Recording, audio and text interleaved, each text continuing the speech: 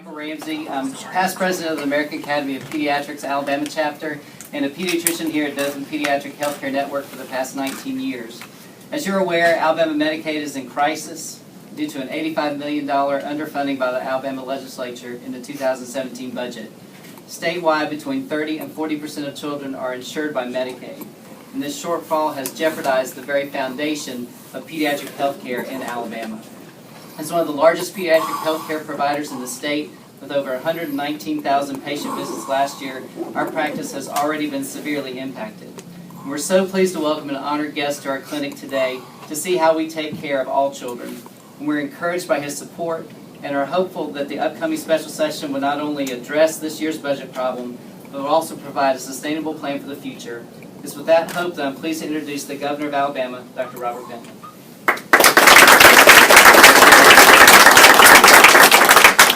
It is a pleasure to be in your clinic here today at Dothan Pediatric Clinic, and you've got a very impressive facility built in 1996, Dr. Ramsey said, and you've got other satellite clinics around this area, so y'all take care of a lot of children in the Wiregrass, and so that is so vital. You know, we are at somewhat of a crisis. You know, it gets frustrating as governor. As we try to do the things to have an adequate general fund budget. It's frustrating to do that. We've worked on it now for the last 5 years.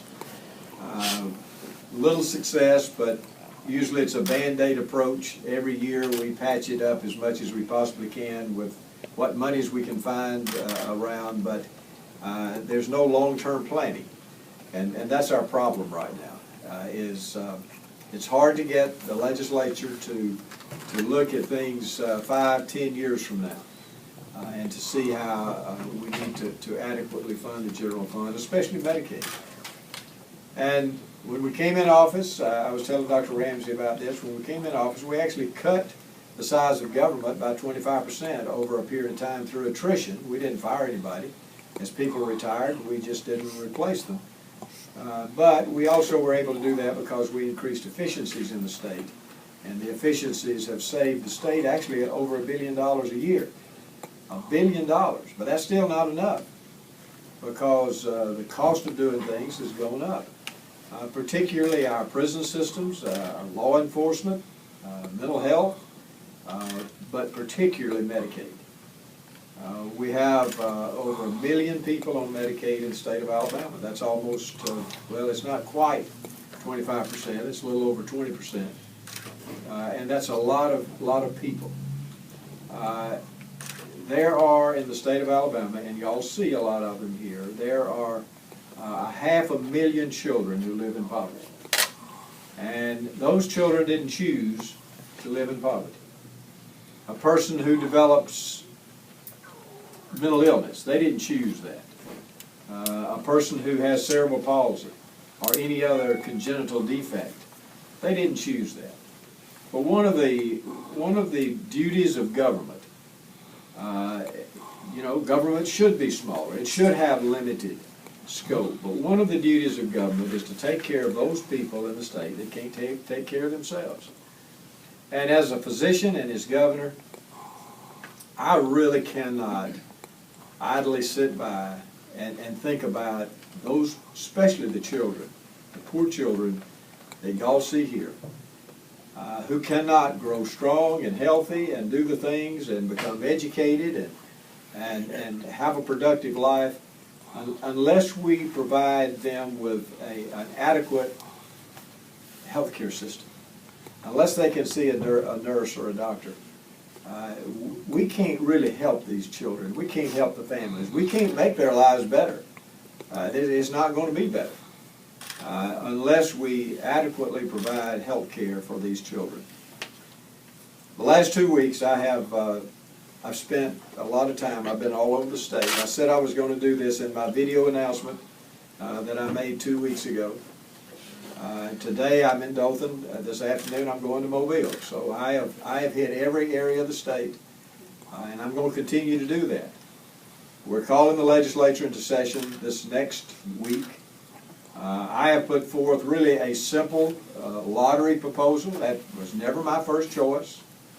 I don't think you ought to honestly fund government with gambling. I think you ought to fund government with fair taxes. People ought to pay for what they get, the services they get. But that's not going to happen. So what we have to do is we make lemonade out of lemons, and we have to do the best we can. And so the best that we have right now is a lottery, and it's a simple lottery. Ours is.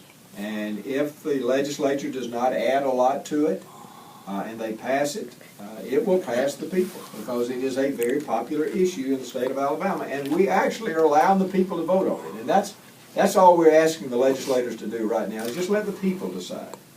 And whatever the people say, we abide by that. If they say no, then we'll do the best we can. I don't think they will say no, but we'll just do the best we can if they do. I think they'll say yes, and then I think we will have adequate funding for Medicaid so that we can set up the regional care organizations that we put into place over the last 2 or 3 years, are going to put into place. The legislature's passed them, and we're trying to put them into place this year. We'll be able to do that, and I won't have to give back the $748 million that I've negotiated from CMS to institute those regional care organizations. I'm going to have to give that money back if we don't get some adequate funding for Medicaid. I know that your clinic here has been hurt.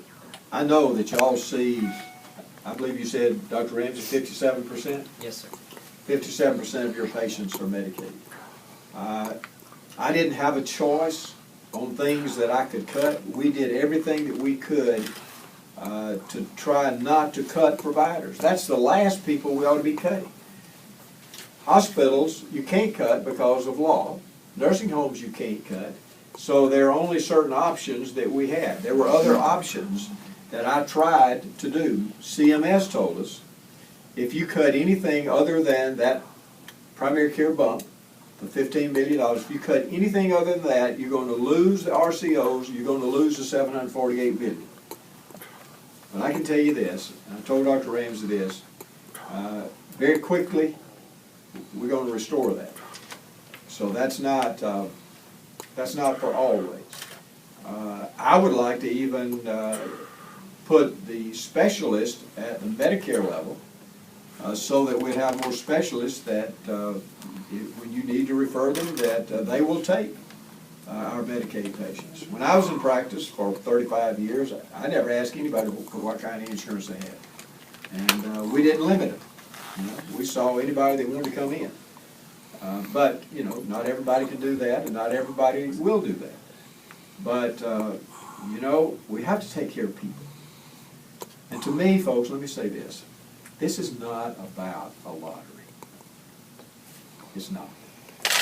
This is about those children that can't take care of themselves. This is about the elderly.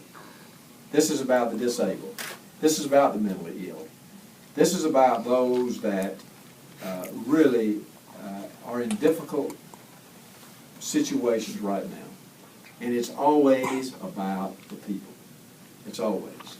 And so I crossed the state asking the legislature to allow the people to vote on the lottery, but my thinking is way beyond the lottery. My thinking is not about the lottery itself. My thinking is about these children that y'all see. And I think that that's the way y'all feel about it. I have people, and look, I fought the 1999 lottery because I thought it was poorly designed, and I just didn't think it was very good for the state at that time. I'm governor now, and I don't have many choices. And I think that right now this is our last best choice. I'm optimistic that that we're going to get something out of the legislature. And when it comes out of the legislature, I'm also optimistic that it will pass the people's vote. Now, we have to get it done by the 24th of August, or we can't get it on the general election ballot. However, if it was later than that, it'd have to be 90 days after the session stopped. So that means that it might be after Christmas, and we'd have to have a special election. So we're trying to get it on the general election ballot, because that would save the state really about $3 million. And that $3 million would come out of the general fund. So we're trying to do things to save some money. But first of all, let me say thank you, and I am so glad to meet all of y'all today. And I appreciate what all the doctors and the nurses and all of your office support personnel and all the things that y'all do here. It looks like y'all have a very active, vibrant practice here, not only here but in the other clinics that you have around the Wiregrass area. So I'm very honored to be with you, and I just want to thank you.